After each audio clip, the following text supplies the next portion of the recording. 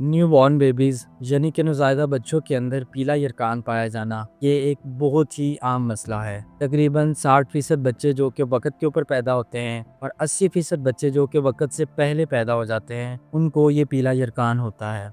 सबसे पहले हम बात करते हैं कि ये जो बच्चों के अंदर पैदा होते ही पीला यरकान हो जाता है, इसकी 2 किस्में होती हैं। एक को हम कहते हैं फिज़ियोलॉजिकल जॉन्डिस, जो कि एक आम नॉर्मल चीज़ होती है जो कि वक़्त के साथ ठीक हो जाती है। दूसरे हम पीले यरकान को कहते हैं पैथोलॉजिकल जॉन्डिस, जो कि एक बीमारी की वजह से होता है। अब आपने कैसे फ़र्क करना है कि आपका जो बच्चा है उसको फिज़ियोलॉजिकल जॉन्डिस नॉर्मल मसला हुआ है कि पैथोलॉजिकल जॉन्डिस कि बीमारी वाला उसे पीला यरकान हुआ है। सबसे पहले जो फिज़ियोलॉजिकल जॉन्डिस होता है, एक आम मसला जो कि बीमारी नहीं होती, जो वक़्त के साथ खुद ही ठीक हो जाता है। वो इस तरह होता है कि जब बच्चा आपका पैदा होता है, तो पहले 24 घंटे वो बच्चा बिल्कुल ठीक रहता है, इससे कोई मसला नहीं होता। ये वाला जो पीला यरकान है, ये 24 घंटे गुज़रने के बाद, कम से कम 24 घंटे गुज़रने के बाद होता है। और ये वाला जो यरकान होता है, ये 3 से 5 दिन ये अपनी पीक के ऊपर जाता है कि बच्चे का जो जिस्म है या बच्चे की आँखें जो हैं, वो काफ़ी ज़्यादा पीली हो जाती हैं इस यरकान की वजह से। और ये वाला जो यरकान होता है, जो कि खुद ही ठीक हो जाना चाहिए, ये मैक्सिमम 2 वीक्स 2 हफ़्ते लेता है और 1 से 2 हफ़्ते के अंदर ये यरकान खुद ही ठीक हो जाता है, इवन दो कि अगर आप बच्चे को कोई ट्रीटमेंट वगैरह नहीं देते। दूसरे नंबर पे जो दूसरी इसकी किस्म है जिसको हम पैथोलॉजिकल जॉन्डिस कहते हैं, उसकी ये एक इंडिकेशन होती है कि ये वाला जो यरकान है, बच्चा जब पैदा होता है तो उसको पहले 24 घंटे के अंदर ये यरकान जो है वो शुरू हो जाता है, पीला यरकान। 24 घंटे बच्चे के नहीं ठीक गुज़रते। और उसके अलावा ये होता है कि ये वाला जो बीमारी वाला जो पीला यरकान होता है, ये 2 वीक से ऊपर चला जाता है और बच्चा बिल्कुल ठीक नहीं होता खुद ब खुद, क्योंकि बच्चे के ये बीमारी होती है और बच्चे का आपने इलाज नहीं करवाया होता, इसीलिए ये 2 हफ्ते से ज़्यादा ले जाता है और ये ठीक नहीं होता। उसके अलावा ये जो पैथोलॉजिकल जॉन्डिस और फिजियोलॉजिकल जॉन्डिस मैंने आपको दोनों बताए हैं, इनकी काज़ेज़ इनकी वजह क्या बनती है?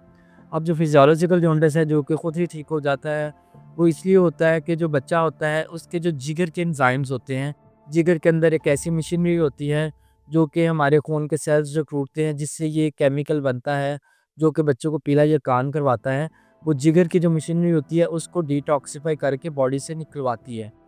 अब ये जब बच्चे पैदा होते हैं, ये जो 60% बच्चे टर्म होते हैं और 80% प्री टर्म होते हैं, वक़्त से पहले पैदा होने वाले, इनके अंदर जो जिगर की वो मशीनरी है, वो अभी प्रॉपर फंक्शनल नहीं होती, अपनी वो पीक पे नहीं जाके काम कर रही होती और वो जो केमिकल होता है, जो कि पीला यरकान करवाता है, वो इकट्ठा होना शुरू हो जाता है। जैसे ही बच्चे का जो जिगर होता है, उसकी मशीनरी वो 1 डेढ़ हफ़्ते, 2 हफ़्ते के अंदर अपनी प्रॉपर फंक्शन करना शुरू कर देती है, तो उसका बच्चे का ये यरकान खुद ही ठीक हो जाता है। दूसरे नंबर पे जो बात रही हमारी पैथोलॉजिकल जॉन्डिस, जो कि बीमारी वाला होता है पीला यरकान, उसके अंदर ये होता है कि उसके अंदर डिफरेंट हमारे पास वजूहात आ जाती हैं कि जिस वजह से आपके बच्चे को वो वाला बीमारी वाला पीला यरकान हो सकता है। उसके अंदर कुछ बच्चों के अंदर जो बहुत ही ज़्यादा कॉमन एक चीज़ पाई जाती है, जो कि अनअवेयरनेस की वजह से है, कि RH अनकम्पैटिबिलिटी होती है। RH इनकम्पैटिबिलिटी या ABO इनकम्पैटिबिलिटी, जो 2 ब्लड ग्रुप सिस्टम है हमारे, एक ABO है, जिस तरह आपका A ब्लड ग्रुप हो सकता है, B ब्लड ग्रुप हो सकता है, AB हो सकता है, O ब्लड ग्रुप आपका हो सकता है। साथ उसके हम एक साइन लिखते हैं, पॉजिटिव है या नेगेटिव है। RH अगर एंटीजन है तो पॉजिटिव है, नहीं है तो वो नेगेटिव। बच्चे का और माँ का अगर ये दोनों ब्लड ग्रुप्स में फ़र्क है, डिफरेंट है, तो उन बच्चों में ये हो सकता है बीमारी वाला जो यरकान, और जो कि बहुत ज़्यादा ख़तरनाक होता है। मैंने इसमें बच्चों की जान जाते भी ही देखी है। उसके अलावा बच्चे को ये हो सकता है कि जैसे ही बच्चा पैदा हुआ था, बच्चे की डिलीवरी के दौरान ही बच्चे को इन्फेक्शन हो गया, और जिस इन्फेक्शन ने पूरे जिस्म के अंदर वो फैल गया और उसने बहुत ज़्यादा तबाही मचाई हुई है। उसके अलावा तीसरे नंबर पे बाज़ औक़ात कुछ बच्चों के अंदर लीवर डिसऑर्डर्स होते हैं, कि जिगर का मसला जो कि पैदाइशी होता है, कि यहाँ तो जिगर के जो सेल्स हैं वो ठीक नहीं होते और वो ठीक काम नहीं कर रहे होते। यहाँ जो जिगर के अंदर नालियाँ होती हैं, जो कि इस केमिकल को जब वो डिटॉक्सिफ़ाई हो जाता है और उसको फिर वो नालियाँ अब हमारी आंतों में ले जाती हैं और वहाँ से वो एक्सक्रीट हो जाता है। वो नालियाँ जो हैं वो बंद होती हैं और ये केमिकल जो है वापस जिगर से वो आगे तो नहीं जा सकता, फिर वो खून में आ जाता है और पीला यरकान करता है बच्चे को। और उसके अलावा कुछ और टाइप्स होती हैं जिसमें ब्रेस्ट मिल्क होता है जॉन्डिस, जिसमें बच्चे की जो माँ होती है बच्चे को दूध पिला रही होती है, ब्रेस्ट मिल्क पिला रही होती है, तो उसकी वजह से भी जॉन्डिस हो जाता है, जो कि बहुत ज़्यादा खतरे की बात नहीं होती। अब उसके बाद अब बात कर लेते हैं कि इसकी सिम्पटम्स क्या होती हैं। इसकी अलामात ये होती हैं कि बच्चे का जो पीला यरकान है, वो शुरू कहाँ से होता है? वो शुरू होता है उसकी आँखों से पिलाहट आपको नज़र आना शुरू हो जाती है। आँखों के इर्द-गिर्द जो सफ़ेद हिस्सा होता है, वहाँ पे पिलाहट आना शुरू हो जाती है और फिर वो जो पीला यरकान है, वो आँखों से फैलता है, बच्चे के मुँह के ऊपर जाता है। अगर वो इससे भी ज़्यादा शिद्दत इख्तियार करता है, वो गर्दन पे चला जाता है। इससे भी ज़्यादा शिद्दत इख्तियार करेगा, तो वो बच्चे के छाती और पेट पे चला जाता है। और अगर बहुत ज़्यादा शिद्दत इख्तियार कर गया तो बच्चे की पूरा जो जिस्म होता है वो पीला हो जाता है। वो इतना ज़्यादा केमिकल बच्चे की बॉडी में हो जाता है। उसके अलावा ये होता है कि बच्चा जो होता है वो निडाल सा हो जाता है, लेथार्जिक सा फ़ील करता है या आपको लगता है कि बच्चा आपका एक्टिव नहीं है, जिस तरह ये था पहले दिन पे या स्टार्ट पे था बिल्कुल, उस तरह नहीं है बच्चा। उसके अलावा ये होता है कि फिर वो बच्चा जो होता है वो फ़ीड नहीं करता। आप उसको फ़ीड करवाने की कोशिश करती हैं, वो या तो शुरू करता है और वो फ़ौरन छोड़ देता है फ़ीड करना या वो फ़ीड करना ही शुरू नहीं करता। बच्चा फ़ीड नहीं कर रहा होता। ये इसकी सिम्पटम्स होते हैं।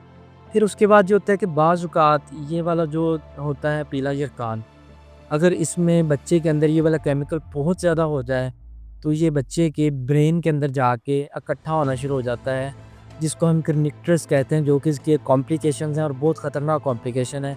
ये बच्चे को हमेशा के लिए बच्चे का जो मेंटल ग्रोथ है, उसके ऊपर ये असरअंदाज़ होती है।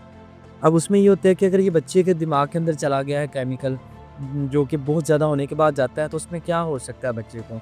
इसमें ये होता है कि बच्चा जब रोता है तो उसके बच्चे की जो पिच होती है वो बहुत ज़्यादा होती है। पिच का मतलब ये होता है कि बच्चे की आवाज़ आपको ना लगती है कि ये नॉर्मल बच्चा जिस तरह रोता है, ये उस तरह की आवाज़ नहीं है, ये तो एक बड़ी वो वज़नी सी आवाज़, हाई पिच आवाज़ आ रही है। उसके अलावा ये होता है कि बाज़ औक़ात फिर कुछ बच्चों को झटके भी लगना शुरू हो जाते हैं, जिसको हम सीज़र्स कहते हैं। और ये झटके लगने की वजह यही होती है कि ये जो केमिकल है ये ब्रेन में जाके ऐसी तब्दीलियाँ कर रहा है कि बच्चे के अंदर अब वो झटके लगना शुरू हो गए हैं। ये तो इसकी सिम्पटम्स थी, जब कॉम्प्लिकेशंस अगर बच्चे में आना शुरू हो जाती हैं। उसके बाद जो हमारी अगली जो चीज़ थी, वो ये थी कि इसमें फिर जो चीज़ें मैं बताना चाह रहा था कि आपको टेस्ट कौन से करवाने चाहिए बच्चे के। इसमें जो बच्चे के हम टेस्ट करवाते हैं उसको हम कहते हैं एसटीबी, सीरम टोटल बिलीरुबिन, जो कि केमिकल जो मैंने बताया आपको, जो कि पीला यरकान करता है, जो कि बॉडी के अंदर इकट्ठा होना शुरू हो जाता है। वो हम चेक करवाते हैं एसटीबी, जो हम डॉक्टर्स हमारे पास बच्चा इस तरह का आता है। उसमें हमें जब वो करवाते हैं, साथ हम बच्चे का करवा लेते हैं complete blood count, CBC test जिसको कहते हैं। उसमें इसमें हमें पता चल जाता है कि बच्चे के अंदर वो पीला केमिकल ज़्यादा है, तो कौन-सा ज़्यादा है, ठीक है? 2 किस्म के ये केमिकल्स होते हैं। और उसके अलावा सीबीसी जब करवाते हैं, उसमें हमें ये पता चल जाता है कि बच्चे को कोई इन्फेक्शन तो नहीं चल रहा। साथ हम बच्चे का ब्लड ग्रुप करवा लेते हैं, माँ का ब्लड ग्रुप करवा लेते हैं, अगर पहले नहीं हुआ, उससे हमें ये चीज़ पता चल जाती है कि बच्चे की और माँ के ब्लड ग्रुप में तो नहीं तज़ाद आ रहा, वो तो नहीं आपस में रिएक्शन करके। उसके अलावा फिर अगर कुछ बच्चे इन टेस्टों के ऊपर भी वो बच्चा जो है वो हम नई डायग्नोसिस पे पहुँच पा रहे, तो हम उसके बाद कॉम्स टेस्ट करवा लेते हैं, जो कि बाज़ औक़ात हमारे बच्चे का अपना इम्यून सिस्टम जो है उसके सुरख सेल्स जिनके अंदर ये केमिकल पाया जाता है, उनको तोड़ना शुरू कर देता है और वो केमिकल बहुत ज़्यादा निकलना शुरू हो जाता है। अपना इम्यून सिस्टम तोड़ना शुरू कर देता है। ये तो हम उसमें टेस्ट करवाते हैं। अब इन टेस्टों की बिना पे हम पहुँचते हैं कि बच्चे का जो जॉन्डिस है, काला पीला यरकान, ये कौन-सा है? ये फिज़ियोलॉजिकल है या पैथोलॉजिकल जॉन्डिस है? उसके बाद हम डायग्नोसिस पे पहुँच के फिर मैं आपको ट्रीटमेंट इसका शॉर्ट सा बता देता हूँ कि इसमें हम करते क्या हैं। ज़्यादातर बच्चे जो फिज़ियोलॉजिकल जॉन्डिस वाले होते हैं, उनमें कोई ट्रीटमेंट नहीं चाहिए होता, उसमें सिर्फ़ ये करना होता है कि बच्चा जो होता है, उसको फ़ीड करवाया जाना चाहिए, जितना हो सकता है। उसके अलावा उस बच्चे को अगर वो सर्दियों का मौसम चल रहा है, तो उस बच्चे को धूप लगवाएँ। कम से कम दिन में 1 से डेढ़ घंटा, 2 घंटे उसको ज़रूर धूप लगवाएँ।